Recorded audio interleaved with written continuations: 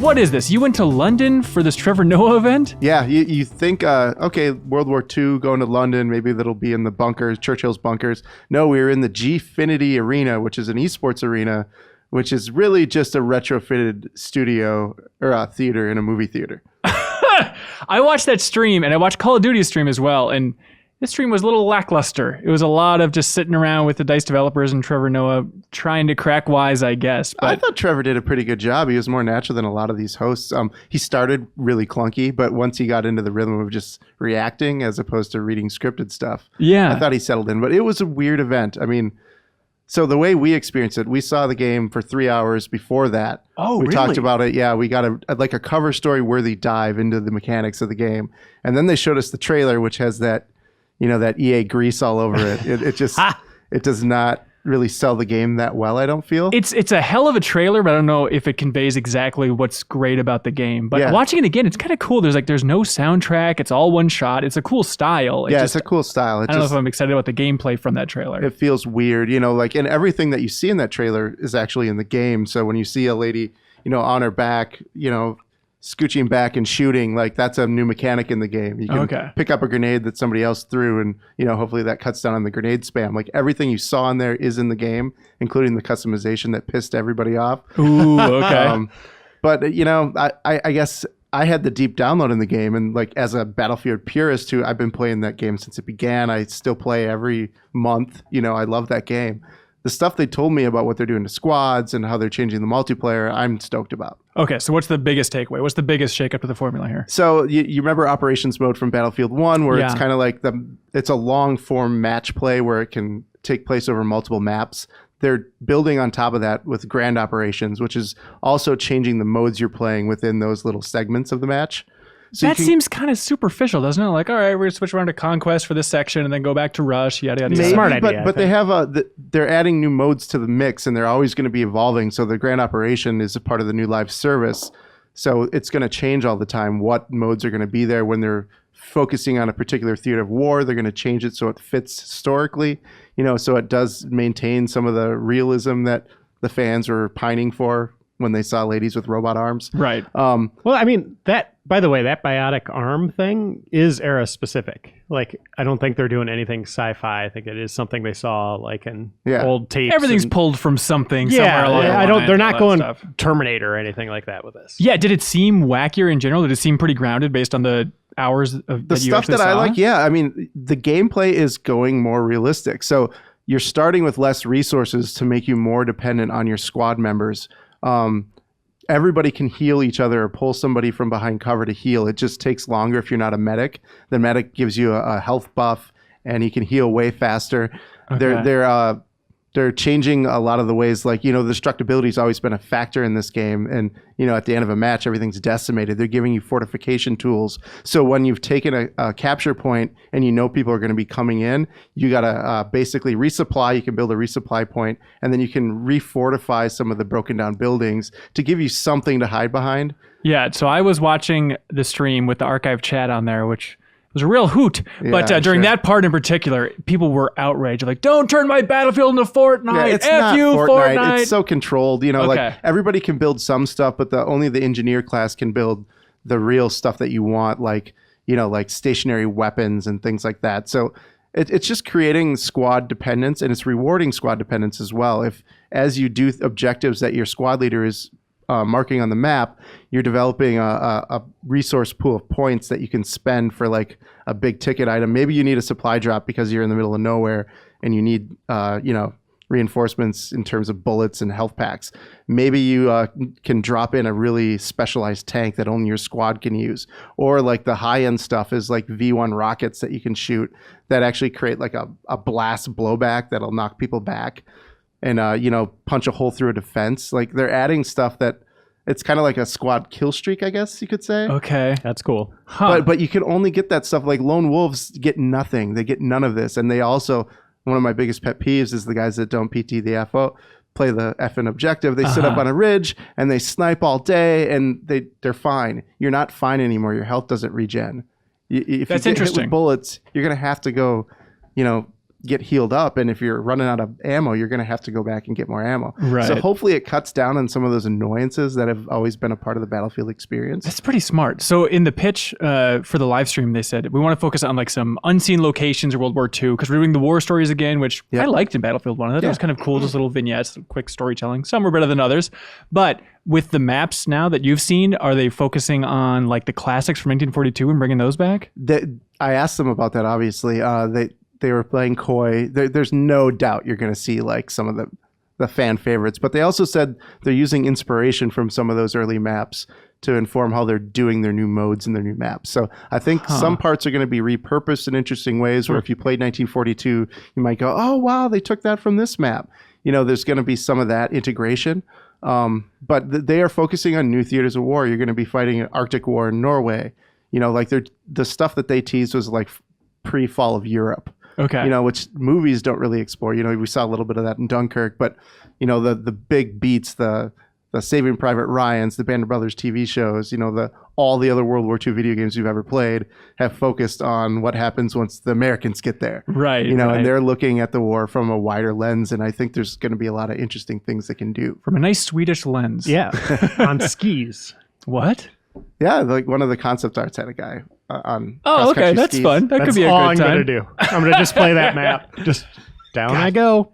I got excited watching that live stream. We're at Battlefield 1. I played the war stories. I enjoyed it. I didn't really get into the multiplayer at all, but I love 1942 and seeing this return. It's like, wait a minute. I think I'm going to get into this time. Yeah, paratrooping's back, you know, dropping behind enemy lines. Yep. There's a new mode called Airborne that one of the teams starts on a plane and you have to parachute behind enemy lines to take out the artillery. And the teams that are entrenched in the defensive positions can fire at those planes. And if you nail one where 4 or 5 guys are waiting to jump out, you're going to score a lot of points. You know, it sounds like they're doing some fun stuff.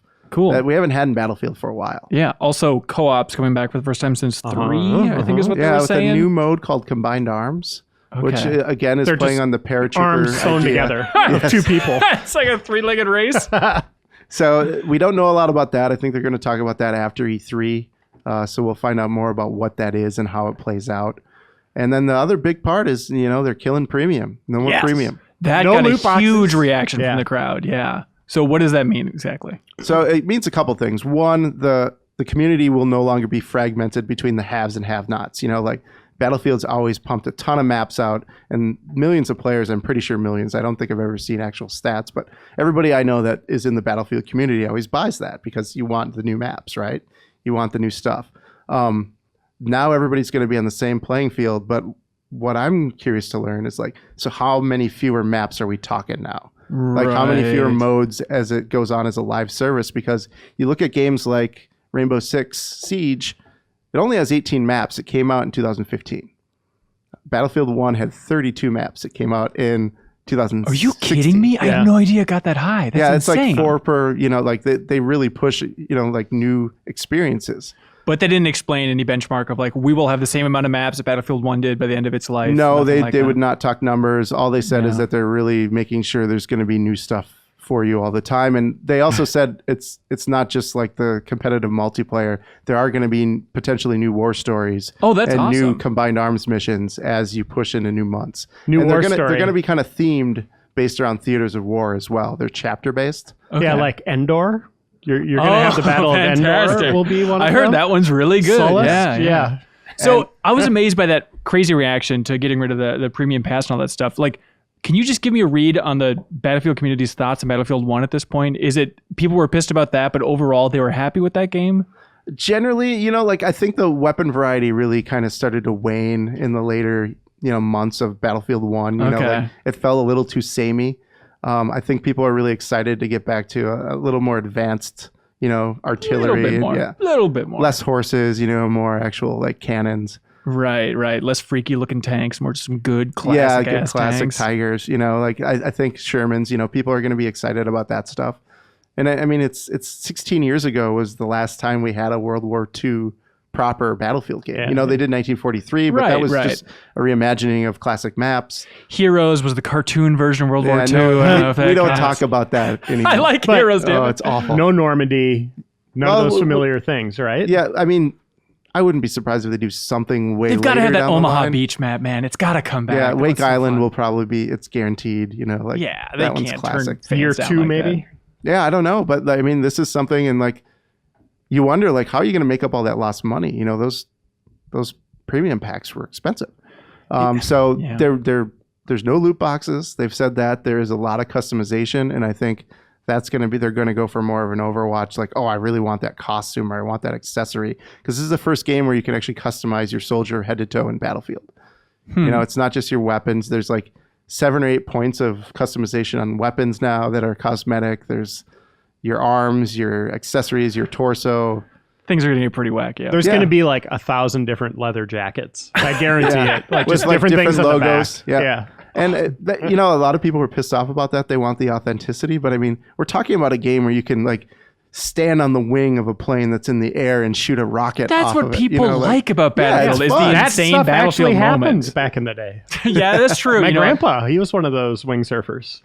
Yeah, Ken Burns talked about it way too much. David Milner, our Australia editor, tweeted out that picture of like the 2 guys with flamethrowers standing on a Right. camel. You know, like people have fun in that mode. It's a lot of fun. The sandbox immersion experience is what Battlefield's all about. Now, Yeah. we're not talking like customization like Fortnite with like the Energizer bunny, pink bunny running around. Like this is going to be still somewhat grounded. It looks a little more grounded. They're certainly taking liberties. Yeah. There's face paint. I'm really hoping some of that stuff's really hard to get. I don't want everybody on my team with pink face paint. Yeah. You know, like there is a line that I hope they don't cross. And the Swedes are usually tasteful, so I'm hoping that they'll show some restraint. You know, An artistic bunch. Yeah, don't paint a target on your face. So there were rumors as well that Battlefield 5 a while ago was testing out a battle royale mode. Any hint of that? Do you think it's conceivable they would add that post-launch in the service? Unfortunately, yes. I mean, when I talked about it to them, they didn't really say anything, but Yeah. it sounds like, I think it was GameSpot got something out of them that sounded like, they're like, oh, it would be a natural fit. But I was really proud of them that they showed the restraint to not do it. You know, like, look within, look at what makes your product special and double down on that instead of chasing a trend, because Battlefield is still really unique. But in as the long as that competitive multiplayer Conquest space. and Rush stuff, as long as it's all still there, like, are you That's opposed to fine, them yeah. just adding that in the future? I want I to see guess it. not, as long as it doesn't compromise the other stuff. Yeah. That would be my argument as mean, a it- purist. It you know? makes sense, right? Like I would love to see 100-player or 64-player, whatever, battle royale come down to like 2 people in helicopters or tanks. Exactly. It'd be so cool. And Call of Duty's doing that, right? Like you're adding land, air, and sea vehicles. But, Yeah. But I mean, their announcement was like, it's coming. And we're like, can we see it? And they're like, no. I wonder how far along that is. Yeah, who knows? If we don't even know if that's coming at launch, you know, Yeah. it could be added in later, like a Battlefield 5. If they do decide to go with that way, I want to see it. As long as it doesn't take anything Yeah. away, I definitely want to see what they would do with that mode in that series. Battlefield 5, when's it coming again?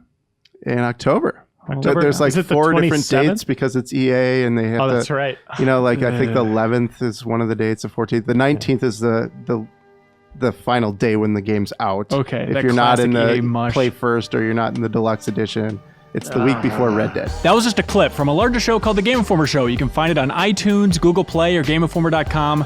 We take the fun opportunities and exclusive information from Game Informer magazine and boil it into a show that airs every Thursday with exclusive cover story information, developer interviews, a lot of fun stuff. So come love games with us.